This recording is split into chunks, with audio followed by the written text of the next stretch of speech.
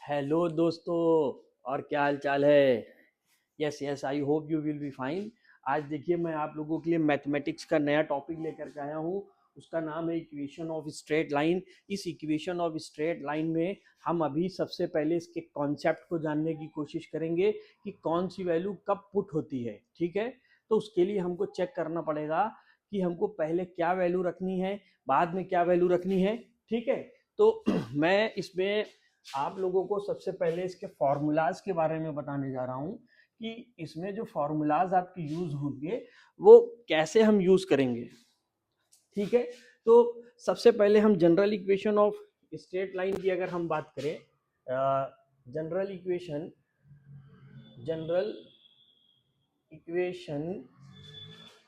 Of straight line general equation of straight line की अगर हम बात करें तो general equation of straight line होती है y equal to M X plus C. क्या होती है general equation of straight line? y equal to M X plus C, where यहाँ पर ये जो y आपका है ये y एक्सिस है। y आपका क्या है? y एक्सिस है। m आपका क्या है? स्लोप है। m को हम क्या बोलेंगे? स्लोप बोलेंगे। x आपका क्या है? x एक्सिस है। x आपका क्या है? x एक्सिस है। और c आपका क्या है? इंटरसेप्ट। c क्या है आपका? इंटरसेप्ट। मींस आप ये तो एक्सिस तो जानते होंगे कि अगर हम वर्टिकली बात करें तो अगर हमने उसको कंसीडर कर लिया है वाई एक्सिस को, वर्टिकली को हमने वाई एक्सिस कंसीडर कर लिया है तो वो वाई एक्सिस होगी। लेकिन अगर हमने उसको एक्स एक्सिस को हॉरिजॉन्टली मान लिया कि वो एक्स एक्सिस है तो एक्स एक्सिस होगी। Usually international according Y axis जो होती है वो वर्टिकली होती है और एक्स एक्सिस क्या होती है? हॉरिजॉन्टली। और एक्स एक्सिस और वाई एक्सिस दोनों ही एक दूसरे के परपेंडिकुलर जब होगी तो जहां पर वो कट करेगी, जैसे कि मान लीजिए ये वाई एक्सिस है, ये एक्स एक्सिस है, जहां पे कट करेगी ये वाला जो पॉइंट आप देख रहे हैं वो ओरिजिन हो जाता है। ठीक है, फिर उसके बाद ये क्या है? स्लोप है। स्लोप का मतलब क्या हो गया? यानी वो जो लाइन है उसकी ढलान कैसी है, यानी कितने ढलान से वो जा रही है, कितनी एंगल से वो झुक रही है। आप लोगों ने बहुत सी रीलें देखी होंगी कि मैथ्स में साइन थीटा कॉस थीटा का क्या यूज होता है, मैथ्स में पाइथागोरस थ्योरम का क्या यूज होता है। वो बेवकूफ लोगों के पास कोई काम नहीं है तो बस इसी सब की रील बनाते हैं, है ना। तो इसका अब आप पूछे हमसे कि इक्वेशन ऑफ स्ट्रेट लाइन का यूज क्या है। इक्वेशन ऑफ स्ट्रेट लाइन का यूज ये है कि वो जो लाइन है आपकी किसी दो पॉइंट से पास हो रही है तो उसको आप पता कर सकते हैं। वो लाइन किसी एक पॉइंट को कट करते हुए जा रही है तो आप उससे पता कर सकते हैं। वो लाइन कहीं पर इंटरसेप्ट कर रही है उसको आप पता कर सकते हैं, है ना।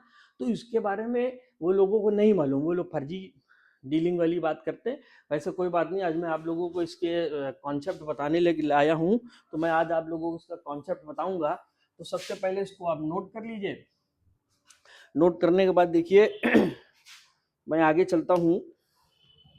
आगे इसका है general equation of straight line के अकॉर्डिंग अगर मान लीजिए कि कोई 2 पॉइंट फॉर्म की बात कर रहा है।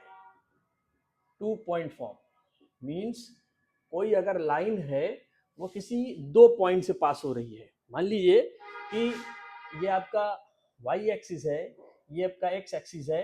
कोई एक लाइन है, इस वाले लाइन का नाम P है, इस वाले लाइन का नाम Q है। ये आपकी एक्स एक्सिस हो गई, ये आपकी वाई एक्सिस हो गई। ये आपका ओरिजिन 0,0 हो गया, है ना। ठीक है, अब आप इसमें देखें कि ये जो लाइन है वो कट करते हुए जा रही है कोई दो पॉइंट से, P और Q से, है ना। तो P वाले पॉइंट को अगर हम मान लेते हैं x1, y1 और Q वाले पॉइंट को हम मान लेते हैं x2, y2, है ना। आपने हमारा प्रीवियस लेक्चर देखा होगा section and mid point formula, उसमें मैंने आप लोगों को बहुत सी चीजें बताई हैं। तो अगर हम इस PQ को यहाँ पर लिख दें, इस वाले पॉइंट को P मान लेते हैं, इस वाले पॉइंट को Q मान लेते हैं। ये हो गया x1, y1, ये आपका हो गया x2, y2। That is 2 point के लिए अगर हम इक्वेशन लिखें, 2 पॉइंट के लिए अगर हम इसमें इक्वेशन इसकी बनाना चाहें तो इसकी इक्वेशन अगर हम बनाना चाहें तो इक्वेशन बनेगी, फॉर्मूला होता है y minus y1 is equal to m times x minus x1। ठीक है, ये इसका फॉर्मूला होता है। तो इसको अगर हम बॉक्स के अंदर बंद कर दे तो आप इसके फॉर्मूले को नोट करते चलिएगा, है ना। तो y minus y one is equal to m times x minus x1। m क्या है आपका, यहाँ पे बताता हूँ। m आपका क्या है, m आपका स्लोप है। स्लोप का फॉर्मूला क्या होगा, y2 minus y one upon x2 minus x1, है ना। और दूसरा भी फॉर्मूला इसमें लिख सकते हैं आप, y1 minus y two upon x1 minus x2। बस एक चीज का इसमें ध्यान रखिएगा कि जब आप y2 को यूज कर रहे हैं पहले, तो नीचे x2 को यूज करेंगे। यहाँ पे देख सकते हैं आप कि जब हमने y2 को यूज किया है तो नीचे x2 को यूज किया है, ऊपर y1 को यूज किया है तो नीचे x1 को यूज किया है। ठीक है, ओके, ये स्लोप वाला आपको फॉर्मूला पता चल गया होगा। अच्छा, अगर 1 पॉइंट की अगर इक्वेशन लिखना है, अगर ये 1 पॉइंट की बात करता है, मान लीजिए कोई 1 पॉइंट है दैट इज x1 y1, है ना। अगर 1 पॉइंट की अगर आपको बोलता है और इसकी इक्वेशन लिखने को बोलता है, तो उसकी इक्वेशन लिखने के लिए हम क्या करेंगे, उसकी इक्वेशन लिखने के लिए हम करेंगे y minus y one is equal to m times x minus x1।